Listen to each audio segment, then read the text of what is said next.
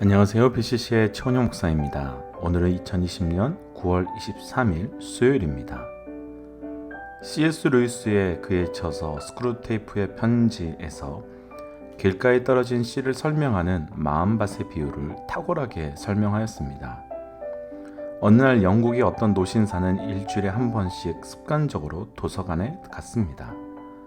그는 도서관에서 책을 뒤지다가 수많은 책 중에 우연히 신앙에 관한 책을 한 권 집어들었습니다.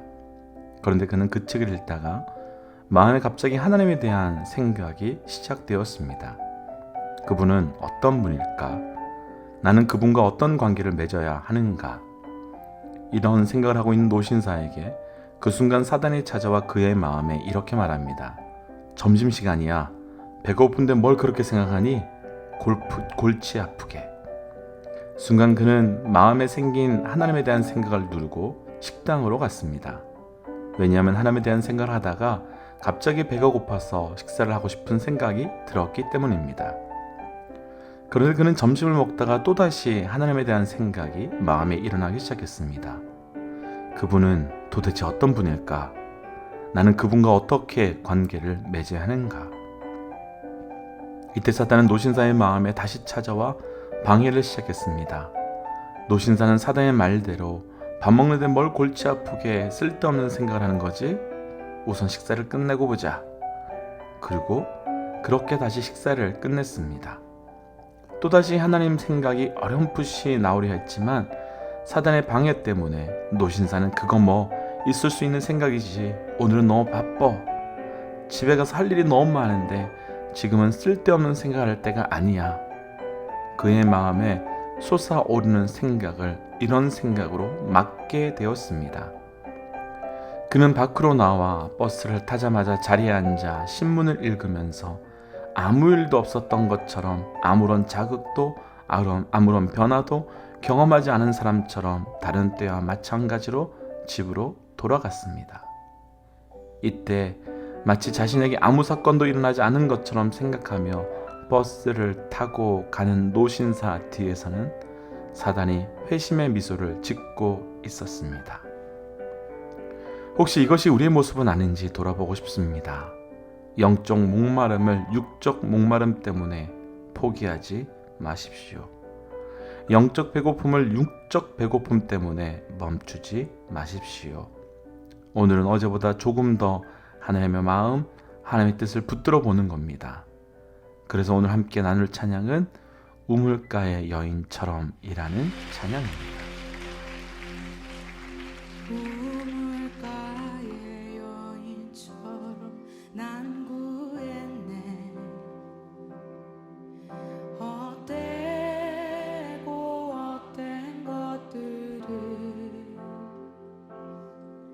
그때 주님 하신 말씀 내 샘에 와 생수를 마셔라. 우물가의 여인처럼 난 구했네. 헛되고 헛된 것들을 그때 주님 하신 말씀 내 샘에 와 생수를 마셔라.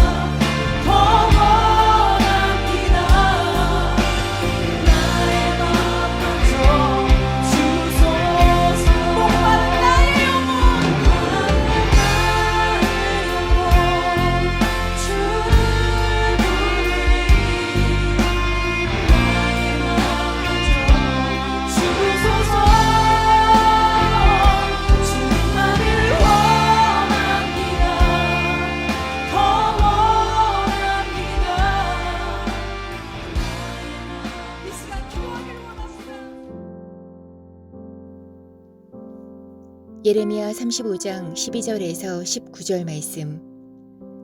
그때에 여호와의 말씀이 예레미야에게 임하여 이르시되 만군의 여호와 이스라엘의 하나님께서 이와 같이 말씀하시니라. 너는 가서 유다 사람들과 예루살렘 주민에게 이르기를 너희가 내 말을 들으며 교훈을 받지 아니하겠느냐. 여호와의 말씀이니라. 레갑의 아들 요나답이 그의 자손에게 포도주를 마시지 말라 한 그 명령은 실행되도다. 그들은 그 선조의 명령을 순종하여 오늘까지 마시지 아니하거늘 내가 너희에게 말하고 끊임없이 말하여도 너희는 내게 순종하지 아니하도다. 내가 내 종 모든 선지자를 너희에게 보내고 끊임없이 보내며 이르기를 너희는 이제 각기 악한 길에서 돌이켜 행위를 고치고 다른 신을 따라 그를 섬기지 말라. 그리하면 너희는 내가 너희와 너희 선조에게 준 이 땅에 살리라 하여도 너희가 귀를 기울이지 아니하며 내게 순종하지 아니하였느니라. 레갑의 아들 요나답의 자손은 그의 선조가 그들에게 명령한 그 명령을 지켜 행하나 이 백성은 내게 순종하지 아니하도다. 그러므로 만군의 여호와 이스라엘의 하나님께서 이와 같이 말씀하시니라. 보라, 내가 유다와 예루살렘의 모든 주민에게 내가 그들에게 대하여 선포한 모든 재앙을 내리리니 이는 내가 그들에게 말하여도 듣지 아니하며 불러도 대답하지 아니함이니라 하셨다 하라. 예레미야가 레갑 사람의 가문에게 이르되 만군의 여호와 이스라엘의 하나님께서 이와 같이 말씀하시기를 너희가 너희 선조 요나답의 명령을 순종하여 그의 모든 규율을 지키며 그가 너희에게 명령한 것을 행하였도다. 그러므로 만군의 여호와 이스라엘의 하나님께서 이와 같이 말씀하시니라. 레갑의 아들 요나답에게서 내 앞에 설 사람이 영원히 끊어지지 아니하리라 하시니라. 아멘. 함께 기도하겠습니다. 하나님, 오늘도 우리에게 새날을 허락하여 주신 것 놀라운 주의 은혜입니다. 하나님, 말씀하여 주옵소서. 듣는 만큼 변하고 변하는 만큼 행동하고 행동함을 통하여 말씀과 성령의 열매를 맺어갈 수 있도록 우리 가운데 역사하여 주옵소서. 이 모든 말씀 예수님 이름으로 기도하였습니다. 아멘. 오늘 말씀의 제목은 순종의 선택이라고 하는 제목입니다. 성경에서 주시는 순종에 대한 메시지는 아주 명확합니다. 순종하면 복을 받고 불순종하면 저주를 받는다. 바로 이 내용입니다. 그리고 어제 오늘 말씀에서 그 순종의 예시로 레갑 족속을 보여주고 계십니다. 불순종하는 이스라엘 백성, 그리고 순종하는 레갑 족속. 우리는 어떤 선택을 하는 것이 온전한 선택일까요?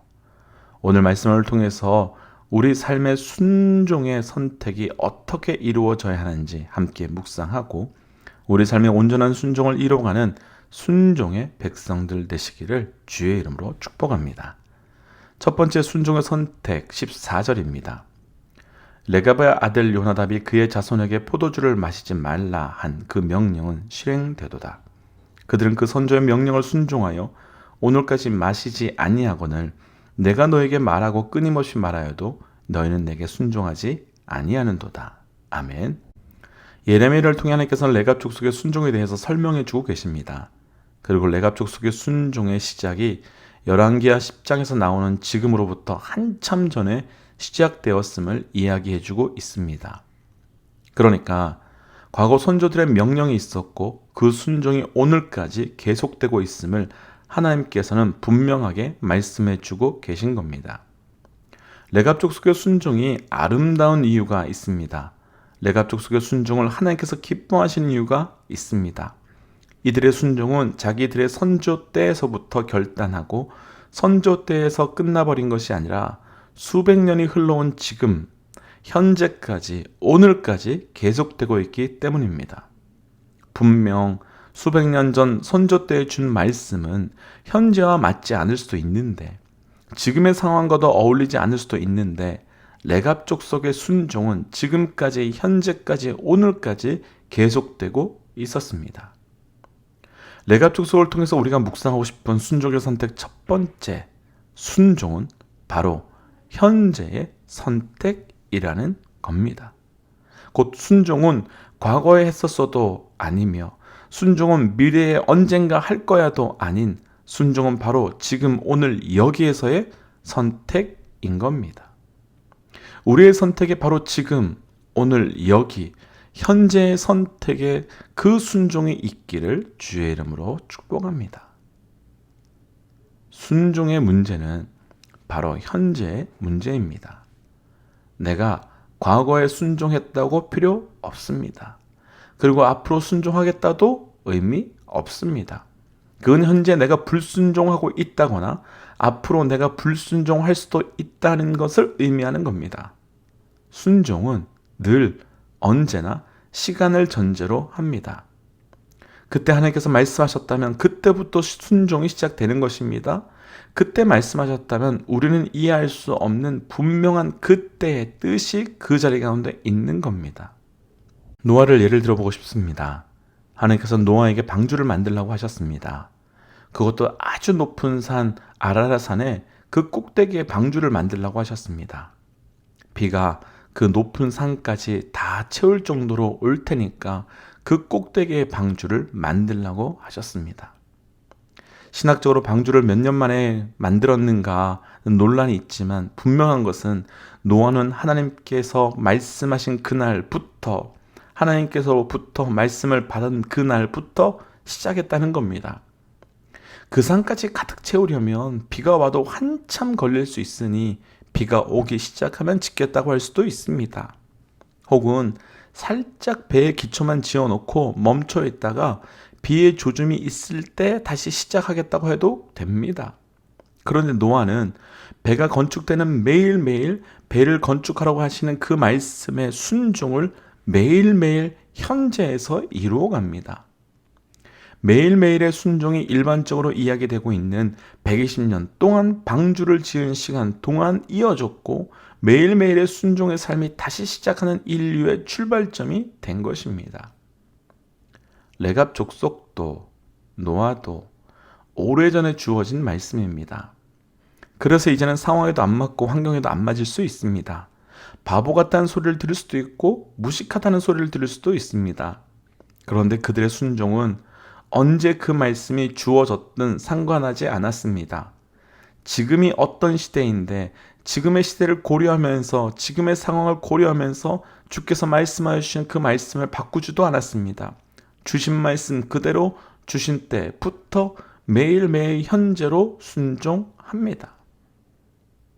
그럼 우리는 언제 순종해야 할까요? 오늘 묵상하고 있는 이 말씀을 언제 순종해야 온전한 순종이라 할까요? 지난 주일 들은 말씀은 언제 순종해야 진짜 순종한다고 할 수 있을까요? 바로 오늘부터입니다. 바로 지금부터입니다. 능력이 되어 순종하는 것이 아니라 말씀하셨기에 순종하는 겁니다. 도전하기는 오늘 우리 모든 믿음의 동역자들께서 그 바로 순종의 삶을 살아가는 은혜와 그 순종의 삶의 결단이 우리 모두에게 있기를 주의 이름으로 축복합니다. 두 번째 순종의 선택 15절입니다.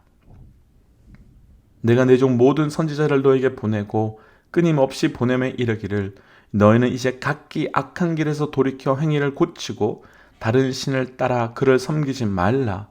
그리하면 너희는 내가 너희와 너희 선조에게 준 이 땅에 살리라 하여도 너희가 귀를 기울이지 아니하며 내게 순종하지 아니하였느니라. 아멘. 하나님께서는 예레미야를 통해 분명히 말씀하십니다. 다른 신을 따라 그를 섬기지 말라. 너희가 나를 섬기면 이 땅에서 영원히 살 것이다. 이 구절에서 이런 질문을 해보고 싶습니다. 다른 신을 섬기는 것도 순종 아닌가요?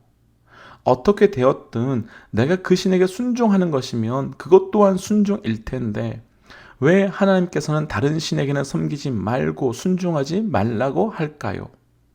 오늘 말씀에 나누고 싶은 두 번째 순종의 선택, 순종은 바로 온전한 대상의 선택입니다.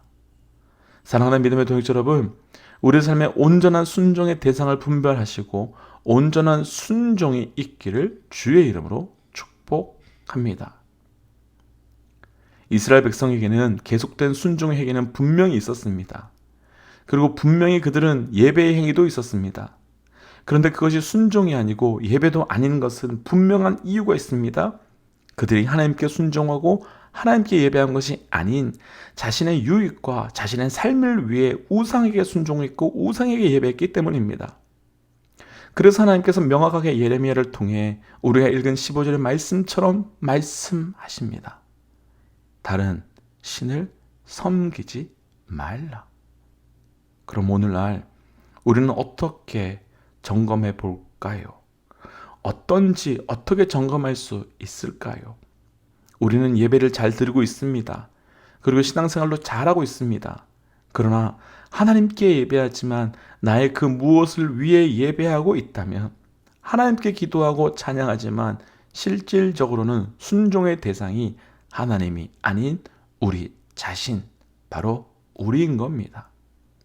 그래서 순종은 온전한 순종의 대상의 회복으로부터 시작되는 것이고, 그 순종의 대상은 오직 하나님 한 분이셔야 합니다.